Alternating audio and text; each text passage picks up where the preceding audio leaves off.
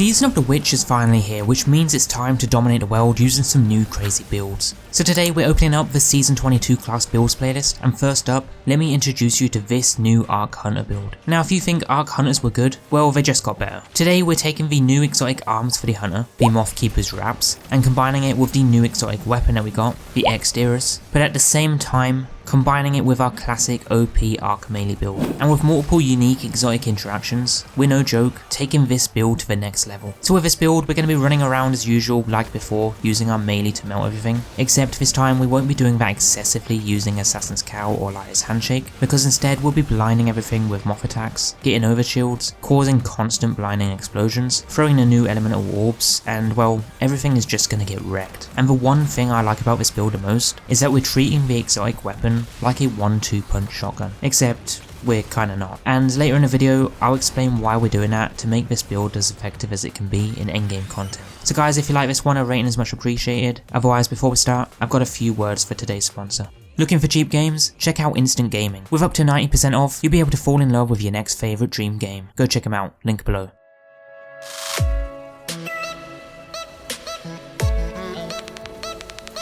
Okay, now before we jump into the build, like every build video, I will mention that the full playlist of new and updated builds is linked down below, which currently only has this build in there as of today, but give it a few weeks and that new playlist will start to fill up with some of the best latest builds out, and you guys might just find your new favourite build too. But for this build today, we're taking the Arc Hunter melee build and redesigning it for the new season, using a new exotic weapon, a new exotic armor piece, as well as using the new seasonal perks that tagged along with Season of the Witch. And if you use this build the right way, you'll be able to add clear really effectively, while also blinding pretty much everything that gets in your way. Now the exotic weapon we're using with this build is going to be the Ex Diris, which I have to admit is pretty good. You do get it from the season pass, or if you don't own a season pass, you'll get it a little later on at rank 35. Now this weapon's exotic trait reads, this weapon enrages when dealing or taking sustained damage, gaining increased rate of fire while enraged. And its other perks are volatile launch, nucleosynthetic magazine, so you basically never have to reload, loyal moths, so that final blows with the weapon creates a loyal moth. The moth will then seek out nearby targets and detonate, damaging and blinding them. And then handlaid stock, and it does have a catalyst too, but I haven't currently got that yet. Now pairing this with the new exotic arms, the Mothkeeper's wraps, your grenade becomes a cage of loyal moths that release on impact and fly towards the nearest target or ally. If they reach a target, it detonates into a blinding explosion. If an ally, we get an overshield. Now I tend to treat this weapon like a 1-2 punch shotgun, where you melee, shoot, then shoot again, because one of our fragments here, the Spark of Beacons, while amplified, our arc special weapon final blows create a blinding explosion. So initially when we kill an enemy, we'll blind everything around them, but then the moths that seek out will also re-blind them again. So we're basically making the most out of these blinding effects, which is really cool, because the moths that come out of the weapon do have a set cooldown.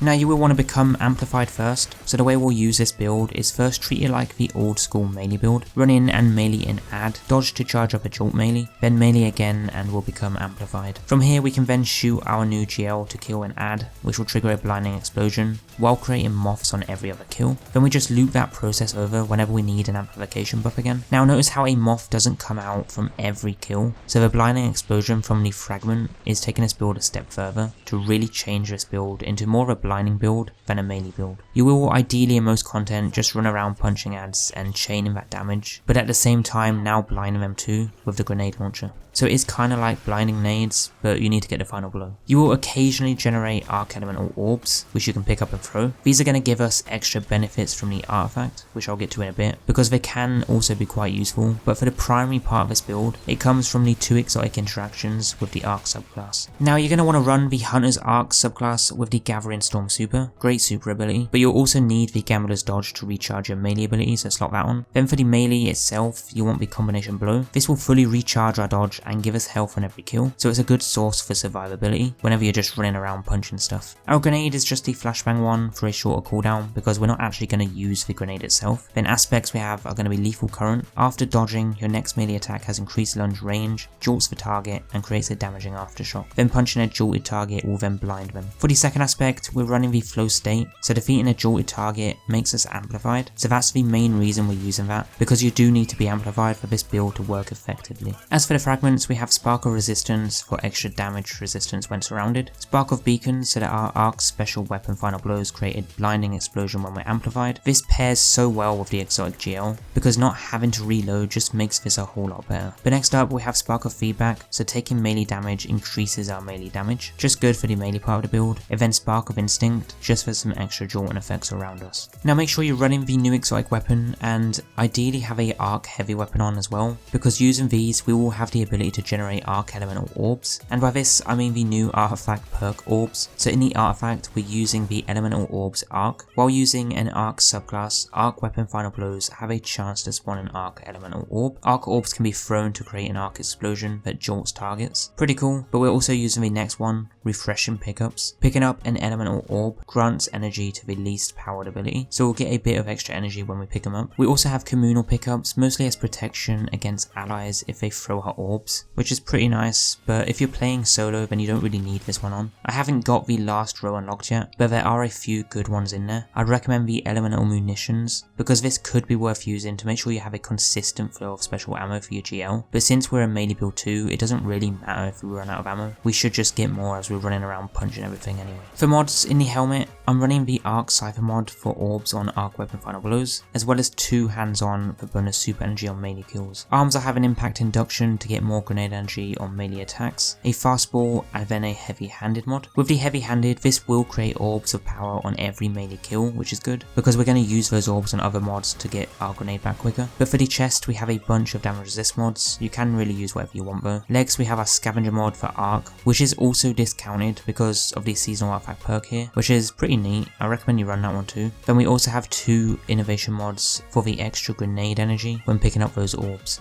Lastly, in the class though, we have 3 bomber mods to really get us that grenade back faster, because since we're using a grenade to spawn moths, you want to invest into that as much as you can, as we'll have infinite melees and dodges anyway, so it just makes sense. So I recommend 100 resilience as your primary focus stat, and that's for the 30% damage reduction, and then if you can, go for the 100 discipline for the faster grenades, because it will make a good passive difference. Now unfortunately at the moment, the loadout system is bugged, so Bungie have disabled it, but here's the mod screen setup if you want to copy it, and I will put a dim link down below for you guys too if you want to copy it that way. It's kind of annoying that the loadouts are disabled, because I have been relying on those a lot more than dim lately, but I guess we'll just have to wait until it's fixed, which hopefully won't be too long. Anyway, the last thing is the artifact setup here, so this is what I've got so far. Now you could change up this build slightly, so if you don't like how the build is for you, or you just want some extra damage or survivability in endgame content, then I recommend running the Assassin's Cowl so that you can get the invisibility on every single kill, which is a great choice for quickly clearing master lock sectors or any other content solo. Or you could also use a Liar's Handshake if you want to melt bosses quicker. Both exotics work really well as alternatives to this build, but they do also require a few slight changes, so stay tuned for those builds later in the season if you'd rather use these. Otherwise, thank you all for tuning in today for this new Hunter Arc build in Destiny 2 Lightfall Season of the Witch. As always, check out the playlist down below for more builds, but until the next video, take care and I'll see you guys soon. Peace out guys.